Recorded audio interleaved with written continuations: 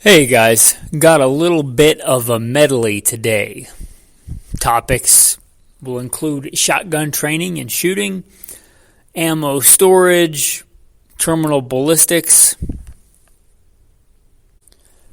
because those are the questions that I got, and I'm here to serve you guys. With that, welcome to the podcast, where we tackle today's episode and, God willing, many more, the correct way with God Almighty at the center, biblical Judeo-Christian values, and real-world first-hand experience. On that, first and foremost, I am a Christian. That comes out in everything that I do, I hope, and the way that I live, and this podcast is no different. Also, military, law enforcement, private security, contracting, competition shooting, hunting, guiding, firearms instruction, and a bunch of other stuff, bio bullet points in the show notes. Blessed be the Lord my rock, who trains my hands for war and fingers for battle.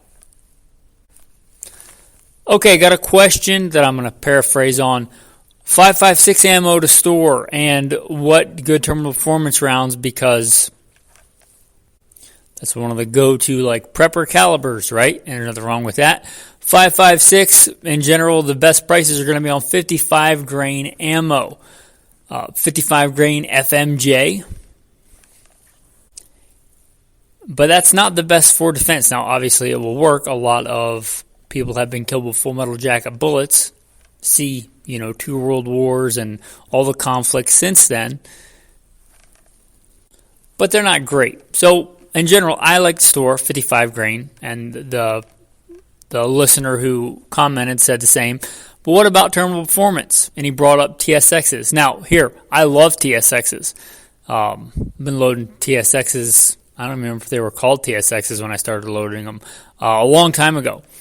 And I've often said, if you're going to hunt deer with a 5.56, which I don't recommend, but if you're going to do it, and I've guided people that have done it, right? If you're going to do it,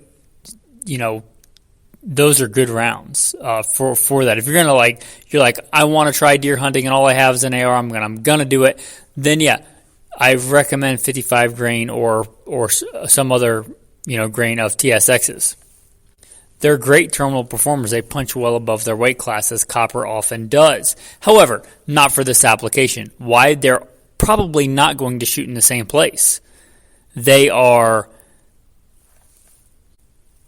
going to be vastly different in size, right? Because they're going to have more bearing surface, or a longer bearing surface. Let's put it that way. They're going to be a much longer bullet. They're likely not going to shoot in the same place. It would be just random happenstance, a great blessing if they did, but they're likely not going to shoot in the same place as your regular ammo. So I think they're great if you're going to hunt. Just re-zero your rifle for those if you're going to hunt deer with a 5.56 or 8. Not the only, but a very good choice for that. But not for this, because they're probably not going to shoot in the same place, which defeats the whole purpose of you storing a bunch of ammo and then having your really good defensive ammo that you can switch back and forth, because you're likely not going to be able to switch back and forth. Also, it's generally recommended that you clean your rifle barrel down to bare metal or close to bare metal, meaning you get all the copper fouling and everything else out of it if you're switching from traditional bullets to copper bullets.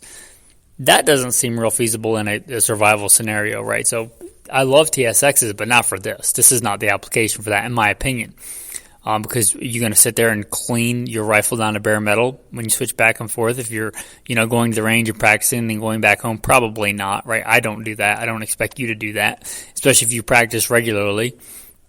So for this, there's a couple of rounds I've used over the years in real life, and that's going to be the Federal True Tactical Rifle Urban, the Spear Gold Dot 55 grain, and the Federal Frontier Hollow Points. All of those seem to work pretty well. Now, you have to do your research for whatever you're going to store and practice with and your defensive ammo. You can't just be like, oh, it's a 55 grain, and they're both 55 grain Federal, so they're going to shoot in the same place. Wrong answer. There's no guarantee. The only guarantee is if you shoot it and you verify that your rifle shoots your rounds in the same place. So you have to figure it out for yourself.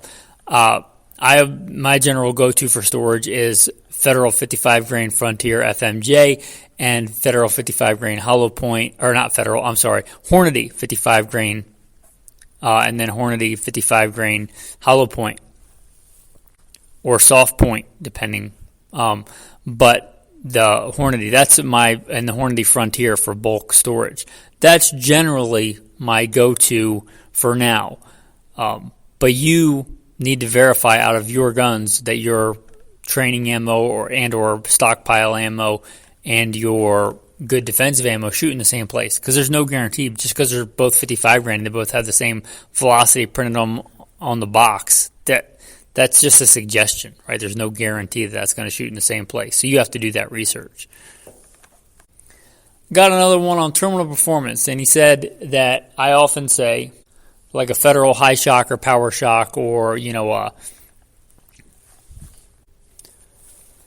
Remington core lock are really good, like affordable bullets for hunting with the appropriate caliber, the appropriate size game. I'm paraphrasing or adding on to his question, but yeah, I do say that they're very good. And then he says, what do I gain by going to something premium like an S.R.T? As far as terminal performance go, nothing, because as far as I'm aware, an S.R.T is not a bonded bullet. An S.R.T is just a simple cup and core bullet. So what you're gaining there is marketing. And to be fair, you're also gaining a polymer tip, which if you're one of these guys that's like, oh, let me post on Instagram my cool high BC bullet, then I guess you gain that. But as far as terminal performance goes, you're not really gaining anything unless you're shooting at, what I would consider generally irresponsible hunting ranges. And that's me. It's not a shout, right? I'm not calling you a bad guy if you want to lob rounds at a deer at, long range.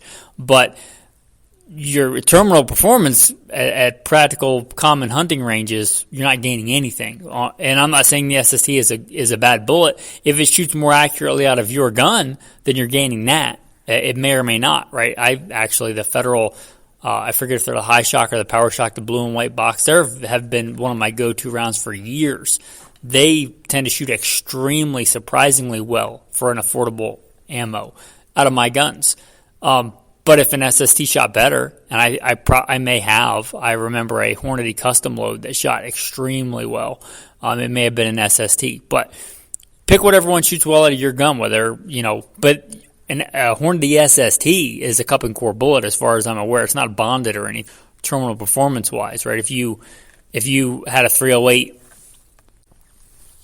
and you were shooting 150 grain bullets, common cup and core bullets, But the S.R.T, it's got a polymer tip. It's got the clown nose on it, right? It's got the big red nose on it. But as far as terminal performance goes, I don't know that you're gaining anything. Addendum or correction. I want to be fair and honest in this. I did some research after I recorded, and I did some more research on the S.R.Ts. They are not a bonded bullet, which I think I represented correctly. However, per the manufacturer, Hornady writes, and I got this on Midway USA when I looked up the bullet, it says, with its one-piece core and jacket strengthened in critical areas. The S.R.T delivers much more controlled expansion and superior weight retention than other tip bullets. So although it's not a bonded bullet, it's not a simple cup and core bullet either, which would put it closer in the realm of the core locked. I'm not sure the difference in the techniques or technology used. Maybe that's industry secret stuff. But I wanted to be fair to that. And to be fair, when I think of the core locked, I think of the old bullets. There is a new core lock tipped, which would also give you the advantages of the polymer tip bullet, whether you wanted the green Remington or the red Hornady. So on both those things, I thought I should give some more correct information. Again, I hope to be fair and consistent on this podcast. You talk about premium hunting bullets, though. Step up to a premium hunting bullet, which is going to cost you more money, which is going to be something like a Federal Fusion. I would expect a Federal Fusion to perform better than a high shock, as far as like controlled expansion. Now, you don't need that. If you're hunting deer with a 308 or a 30-06, you're, I don't want to say overgunned, but you have way more than enough. That's why I say just use the simple regular bullets, like a simple cup and core bullet, 150 grain 308 or 30-06, you're going to do fine. As long as you put the bullet in the right place. That's a big caveat. I don't care what you're shooting. I don't care if it's a 338 L.A.P.D with a controlled expansion bullet. If you shoot something in the gut, it's a bad shot. You're not going to do well with that. But if you want to step up in terminal performance, we're talking then a good bonded bullet or a good partition bullet like the OG Nosler partition, Nosler AccuBond, Swift A-frame, Federal Fusions, and then your coppers. We talked about the TSX. You got the Hornady CX. I don't have a lot of experience with the CX. I just bought a box of them, see how they load.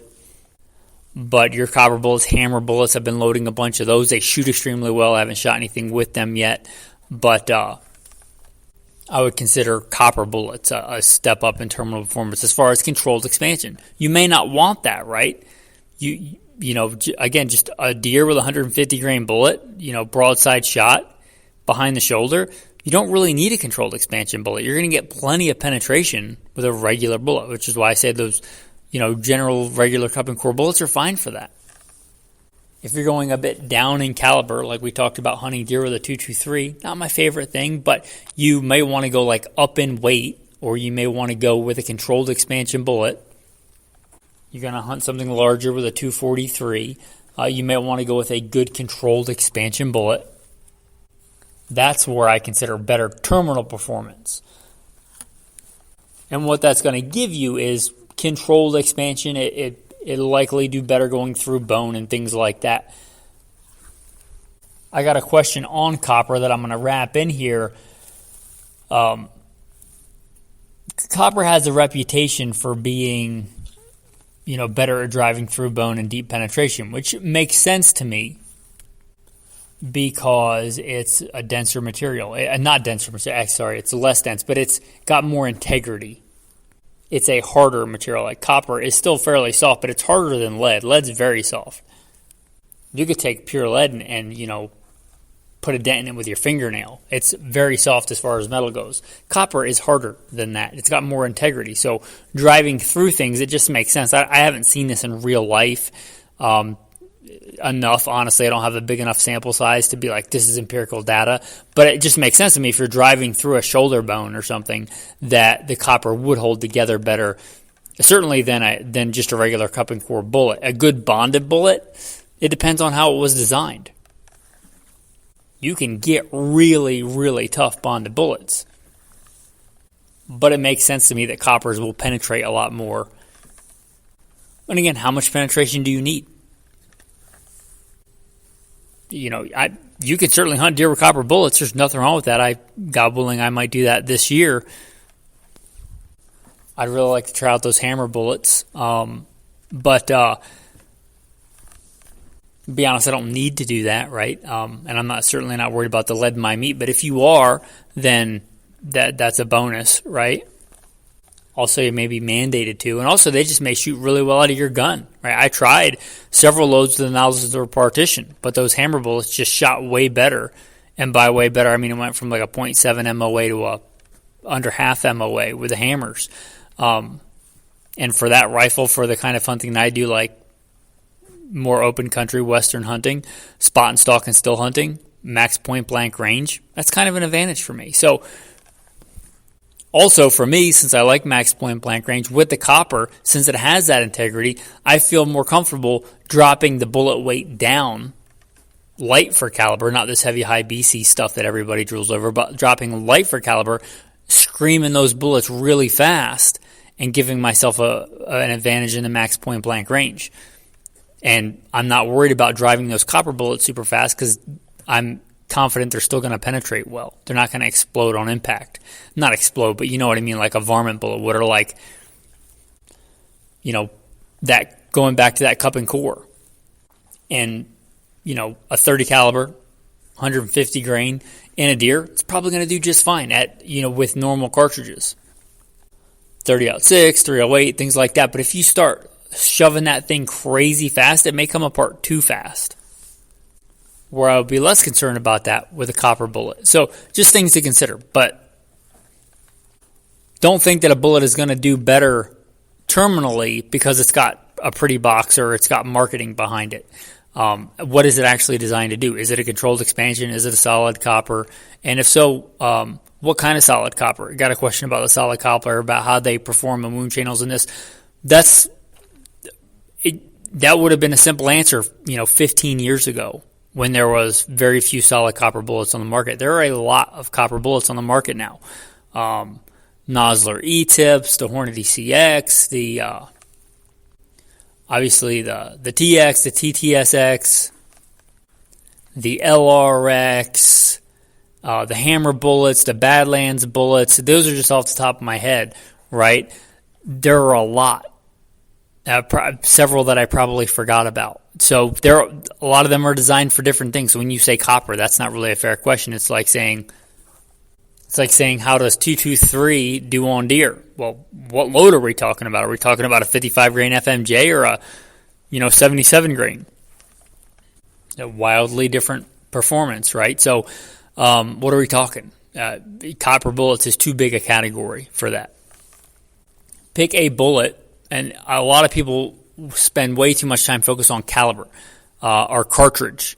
Cartridge and caliber, it's just a delivery mechanism for that bullet to get in there and do the work that it needs to do the job that you've assigned it, whether that's to stop a threat or to take down an animal. The bullet is a way more important consideration in my view. So what is the bullet designed to do? Does it have a reputation or a good proven testing to show that it actually does that thing?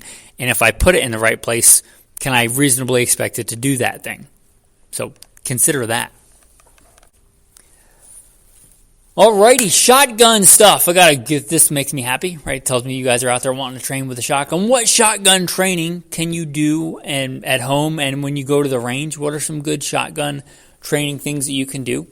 Obviously, the fundamentals, just like anything else. If we're talking about a fighting shotgun, right? Not like a bird hunting shotgun, which I love bird hunting with a shotgun, but that's a different thing. I assume you're talking about this from a martial standpoint, fighting, offensive, defensive, fighting shotgun.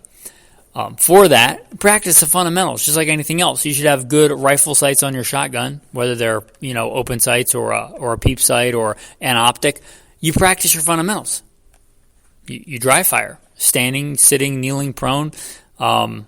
You practice with trigger control, breath control. Well, let's stance, grip, sight alignment, sight picture, trigger control, breath control, follow through. Your fundamentals. You practice that. Obviously, that's your foundation. Then for shotgun specific, practice your reloads. Practice, where you're going to get your ammo from, where it's going to be sourced from. It's probably not a detachable magazine gun, so you grab it. My preferred method is grab it off the side saddle, throw it in the open gun. That's your emergency reload or your speed reload. Right, your tactical reload is more like whatever your technique is, but you flip it on the side on your shoulder. You grab a couple of rounds at a time or one round at a time, and you stoke them in the magazine tube. You got to practice that. You get some dummy rounds, right? Don't do this for real with the live ammo, but practice your slug select drills, like practice taking out if you want to go from buckshot to slugs or vice versa. You practice, without dropping your rounds on the ground or whatever, without chambering a new round. You practice switching out your ammo types. That's kind of important. So practice that drill. Going to the range with a shotgun, obviously, I shouldn't say obviously because I think people take this for granted. Like, it's a shotgun, I'll just shoot wherever I want it to telepathically because it's a shotgun. And I just automatically hit the bad guy because I saw John Wick and that's what he does. No, you have to sight in your shotgun with a fighting shotgun. You need to sight it in. I would advise you sight it in with slugs. Now, this just makes the most sense. But sight it in with slugs. Find slugs that shoot well out of your gun just like you will with a rifle. But sight your shotgun in. Make sure it's sighted in, right? You need to do that. Sight in your shotgun. Going back, you need actual sights, not just a bead on top. But find a slug that shoots point of aim, point of impact, or adjust to you hit point of aim, point of impact. Again, going back to what we talked about with rifle stuff, find a projectile that's designed to do what you want it to do and has a track record for doing that. Get that gun sighted in for the slugs, and then see how it patterns with your different defensive loads. No, birdshot's not a defensive load. But your different buckshots, find out there's a vast difference in buckshot loads. Just like when you say 223, like what are we talking? Are you talking just simple cheaper Rio buckshot? That might be fine for home defense. 9 pellet double aught buck, just lead, no controlled expansion wad, no controlled shot wad, no nothing, just simple 9 pellets in a plastic hull. That might be fine. Well, how does that pattern out of your shotgun? You need to find out what choke you're going to run in your shotgun. Yeah, it should have interchangeable chokes. But find out what, buckshot patterns well out of your gun. You might want to run flight control. You may not. What's the application? But you need to spend the time and pattern different buckshot, number 4 buck, double up buck, number 1 buck, whatever you're going to run, or both of those or all 3 of those, different loads, right? A Federal Flight Control or a Hornady Versatite load is going to pattern way, way different than just a regular run-of-the-mill buckshot load. So you need to pattern your shotgun. Get a, B27 or a B8 or, F.B.I Q or, IDPA or whatever it is, and shoot your, shotgun, get your zero distance, and then move in 5-yard increments to see at what distance your shotgun is viable with what load. You need to put the work in. You need to shoot the shotgun. You need to put some slugs through that shotgun, which, I'll be honest, it's not my favorite thing to do, to go and shoot, 20 slugs through a shotgun in a day. But you got to do it if you want to be proficient with the shotgun, right? So do that, and then the next thing is you don't have to reinvent the wheel. There are some good shotgun quals. Look up the L.A.P.D. shotgun qual. Look up the F.B.I. shotgun qual. There's others out there. But go and pick one, shoot it, train with it, and then figure out what skills you're not great at, and then go back and dry fire the skills you need to work on. Were you really slow on your emergency reload? Well, work on that. But again, you don't have to reinvent the wheel. There are good shotgun quals out there with good shotgun skills. I'm not saying they're the end-all, be-all, but if you're asking this question, how do I start training with a shotgun? They've got some decent skill sets on there. You can obviously do advanced stuff, but once you start doing that and you want to get more advanced, you'll probably know in what direction you want to go. And of course, the age-old, advice, get training. Go get actual professional training with a shotgun. Go take a fighting shotgun class. But you asked about at home, like DIY. So that's the DIY advice there. I hope that was helpful. I hope this episode was helpful, guys. A lot of advice in this episode, a lot of me pouring in my experiences. And I don't know everything, right? And I don't know, what load is going to work best for you and what load is going to match your training load and your whatever. But I'm honest about that. You need to get out there and do the work. Podcasts are great for knowledge, but knowledge is not experience. You need experience. So get out there and pull some triggers. Get out there and, get dirty. Get out there and, get some training in. But I hope this podcast is helpful to you guys and worth something. If it is, consider becoming a patron. You could give more, but the lowest tier on the Patreon sets, I believe, not me, but Patreon sets is $5 a month. $5 a month. What is that in today's economy? That's like an added charge when you order something sometimes. Like it's $5 a month. It's like a fancy city cup of coffee. It's $5 a month. If you think this podcast is worth it, and I'm not telling you to buy something because of marketing hype like a lot of other influencers and stuff like that, telling you to they sent me this thing for free, how great, buy it. Or, this company's giving me money, so I'm going to tell you how great this company's products are. If you appreciate the integrity, hopefully, of this show, of this podcast, right, it costs money to put out a podcast. So, also, I wouldn't expect you to work for me for free. So if I'm, giving a service to you, consider becoming a patron. There should be a Patreon link in the show notes. If you're hurting to feed your family, and you don't have $5 a month, by all means, listen for free and do not feel guilty about it at all. But if you appreciate the podcast, you think it's worth $5 a month, consider becoming a patron. All right, enough of that. Tactical tip of the day, we talked about shooting shotgun slugs. Depending on your bore and the shotgun slug, you can get a lot of lead in your bore. You can get a lot of lead shooting a lot of slugs, and it can be a real pain in the butt. You can have giant flakes of lead coming out of the end of your shotgun barrel, and that can be a big pain in the butt. Ask me how I know, right? But there are some tricks to helping you out with this. One of those is a cordless drill. I guess you could use a corded drill, but who does that anymore?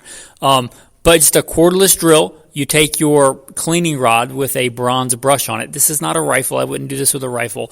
But you take that bronze brush on there with some solvent on it, and you can run that carefully back and forth through the bore if you got a really leaded up shotgun bore. Now, generally, buckshot and stuff won't do this. It'll generally be in like a plastic wad or something, but just a regular Foster slug, it can. So that really can help and speed up the process. Also, this thing called a tornado brush. I forget who makes them, but you'll kind of know what I'm talking about when you see them. They're actually a stainless steel brush, but they're not like pointy bristles on the end. It's like a rolled over thing. Those actually work really well, even just pulling through to get the lead out of a shotgun bore. That can save you a lot of time and frustration. That tip alone ought to be worth $5 if you've ever tried to get a bunch of lead out of a shotgun barrel. Anyway, with that, guys, that's your tactical tip of the day, your tactical verse of the day. Tactical verse of the day today is going to come from Proverbs. Ponder the path of your feet, and let all your ways be established. Do not turn to the right or left. Remove your foot from evil. My comments on that. Think about what you're doing in life, your path. Obviously we don't have control over everything. That's like God, not us. But it's not bad to have a plan, right? By God's grace, by God's will, all things are done, right? So we shouldn't say you will live and do this or that, right? That's, talked about in the New Testament. But if the Lord wills, we'll do this or that. But it's good to have a plan. So with that, I'm going to read that again and we'll close this out. Ponder the path of your feet, and let all your ways be established. Do not turn to the right or the left. Remove your foot from evil. With that, men, thanks for listening, and have a blessed day.